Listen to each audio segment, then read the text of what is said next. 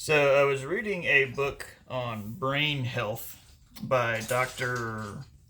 something Amen, I believe. If you watched any videos relating to happiness and brain health, you probably run across his stuff. Um, and it was pretty interesting.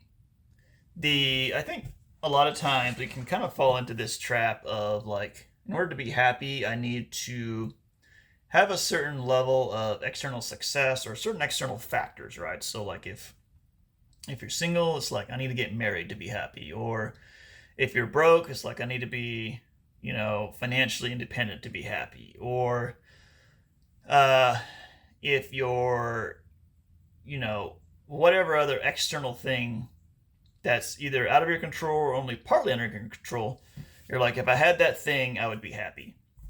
And it's not necessarily that there's no truth to it, right? Like being financially well off is more fun than being broke, right? Or um, being in a wonderful relationship is way better than being lonely and single. Okay, so yes, like there's some truth there, but it's easy to fall into the trap of kind of like the external circumstances dictate my happiness.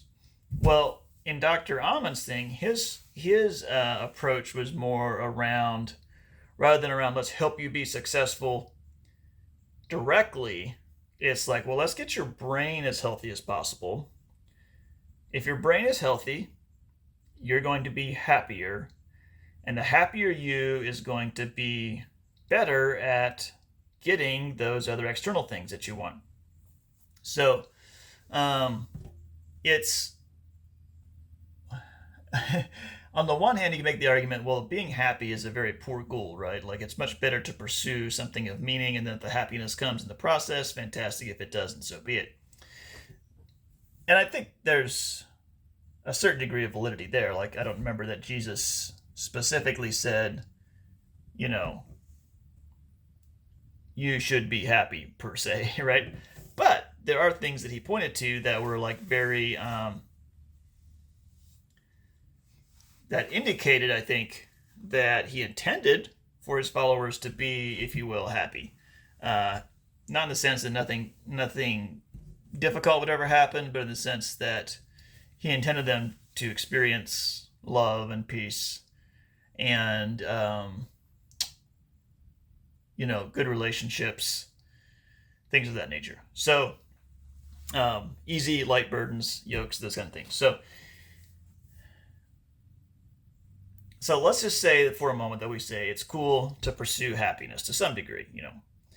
Then I find Dr. Amen's approach to be kind of interesting because you're focusing on things that are under your control, right? You can control the food you eat, and you can optimize that to some degree for happiness. You can control how much exercise you get.